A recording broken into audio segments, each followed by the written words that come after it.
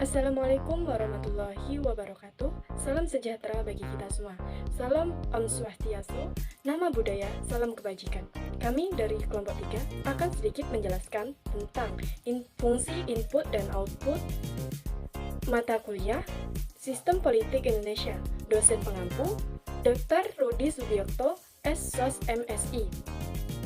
Adapun anggota kelompok kami yang beranggotakan 7 orang yaitu Saya Ainul Nurmadia dengan NIM 2105020010.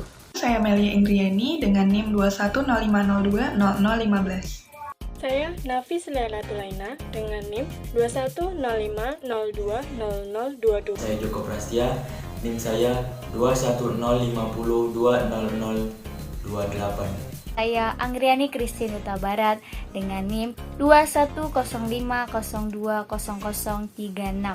Saya Hajar Lutfia dengan NIM 2105020042. Saya Hena Salsabila Putri dengan nomor induk mahasiswa 2105020043. Baiklah, di sini saya akan membahas yang pertama pengertian input dan output politik.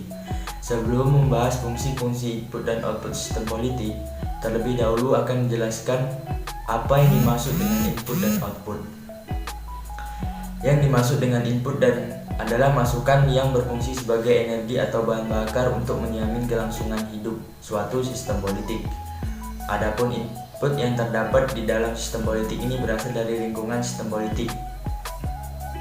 Input dimasukkan ke dalam sistem politik dapat dibedakan menjadi dua jenis, yaitu input yang berupa tuntutan dan input yang berupa dukungan. Sedangkan output adalah hasil konsekuensinya dari pekerjaan suatu sistem politik. Hasil konsekuensi dari bekerjanya sistem politik tersebut mempunyai satu hal yang penting. Jenis-jenis input tuntutan dan input dukungan. Kedua jenis inilah yang memberikan bahan mentah atau informasi yang harus diproses oleh sistem politik dan merupakan energi yang senantiasa dibutuhkan untuk menjamin kelangsungan hidup sistem politik.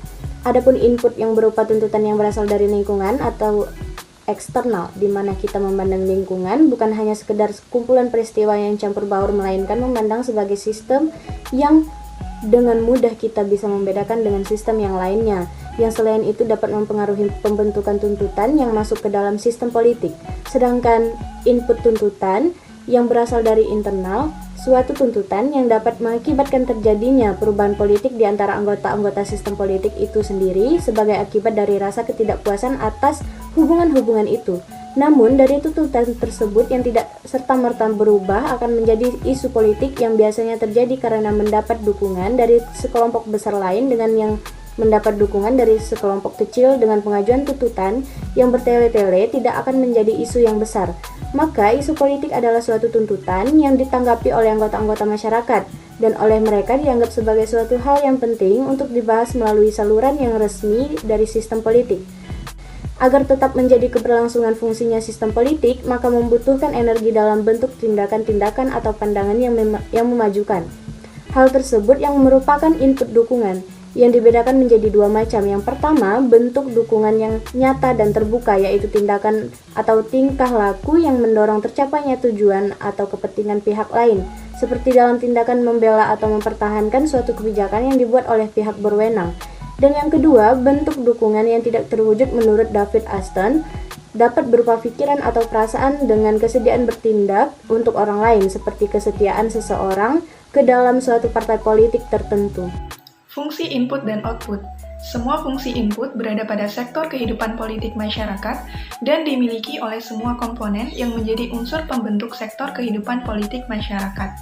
Perbedaan penuaian fungsi oleh komponen dalam infrastruktur politik atau lapisan atas bergantung pada pengertian tiap komponen dan juga bergantung pada peranan real komponen dominan di dalamnya. Gabriel E. Allman dalam bukunya The Political of the Development Areas mengatakan bahwa fungsi input dan output yaitu yang pertama adalah sosialisasi politik, di mana menurut Gabriel E. Allman mengemukakan pendapatnya bahwa sosialisasi politik menunjukkan pada proses di mana sikap politik dan tingkah laku diperoleh. yang juga merupakan sarana bagi suatu generasi untuk menyampaikan patokan-patokan politik dan keyakinan politik kepada generasi berikutnya. Sosialisasi secara fundamental merupakan proses hasil belajar, memberikan indikasi umum, hasil belajar tingkah laku baik secara individu maupun secara kelompok dalam batas-batas yang luas. Sosialisasi tidak perlu dibatasi pada usia remaja saja, karena hal ini berlangsung sepanjang hidup. 2. Rekrutmen dapat diartikan sebagai perekrutan individu yang berbakat untuk menduduki jabatan politik atau pemerintah.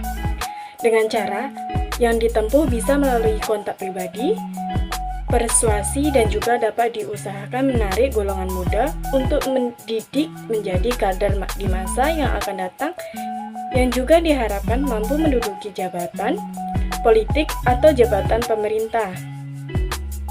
Yang tak jarang, dalam perekrutan melalui jalan perebutan kekuasaan, hal ini biasanya dilakukan secara radikal pada personil tingkat kelas atas politik dalam partisipasi politiknya. Dalam perekrutan sendiri terbagi atas 2 cara. Pertama, secara terbuka, yaitu dengan adanya perekrutan terbuka bagi seluruh warga negara dengan memenuhi syarat yang tertentu. Kedua, secara tertutup, yaitu individu tertentu saja yang dapat menduduki jabatan dalam kancah politik sehingga sangat kecil kesempatan bagi anggota masyarakat. Selanjutnya di sini saya akan menjelaskan tentang artikulasi kepentingan. Salah satu yang lazim ditempuh oleh suatu masyarakat untuk dapat memenuhi kepentingannya dengan cara mengartikulasi atau mengemukakan kepentingannya kepada badan politik atau pemerintahan yang berwenang untuk membuat keputusan atau kebijakan. Fungsi ini biasanya dilakukan oleh struktur yang disebut dengan interest group atau kelompok kepentingan. Interest group dalam menampung kepentingan masyarakat yang diajukan kepada kelompok yang selanjutnya mereka rumuskan. Artikulasi kepentingan sudah ada sepanjang sejarah dan kelompok kepentingan akan semakin tumbuh seiring semakin bertambahnya kepentingan manusia. Jadi, kelompok kepentingan hanya ingin mempengaruhi perbuatan keputusan dari luar, sedangkan partai politik dari dalam. Berbagai macam kepentingan dapat kita temukan pada setiap masyarakat dimanapun mereka berada. Kepentingan tersebut pada hakikatnya merupakan kebutuhan-kebutuhan dari masyarakat yang bersangkutan. 4. Agregasi kepentingan. Dalam sistem politik Indonesia karya Rusadi Kanta Prawira, agregasi kepentingan yaitu menyalurkan segala hasrat atau aspirasi dan pendapat masyarakat kepada pemegang kekuasaan atau pemegang kekuasaan yang berwenang agar tuntutan atau dukungan menjadi perhatian dan menjadi keputusan politik. Politik memiliki berbagai macam cara untuk mengagregasikan kepentingan atau tuntutan yang telah diartikulasikan oleh kelompok kepentingan.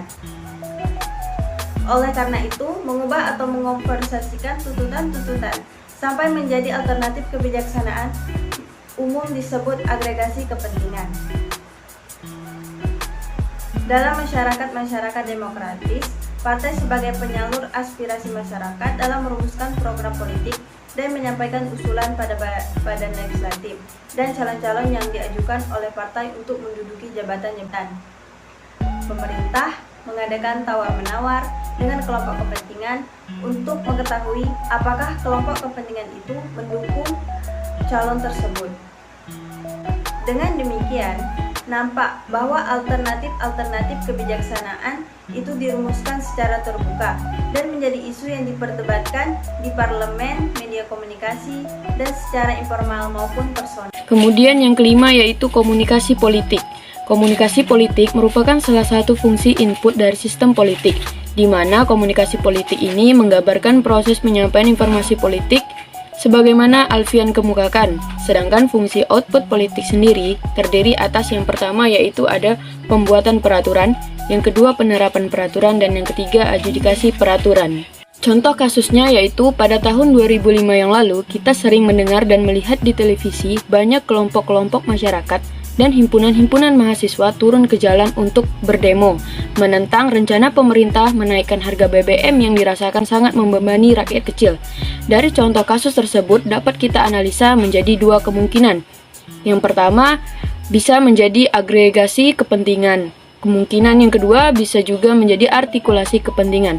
Maksudnya adalah apabila tuntutan mahasiswa atau kelompok masyarakat itu ditanggapi dan dijadikan sebuah kebijakan yang menguntungkan masyarakat, dalam hal ini kenaikan BBM tidak jadi naik, maka akan menjadi sebuah agregasi kepentingan. Namun, apabila tuntutan tersebut tidak diindahkan oleh pemerintah, akan menjadi sebuah artikulasi kepentingan.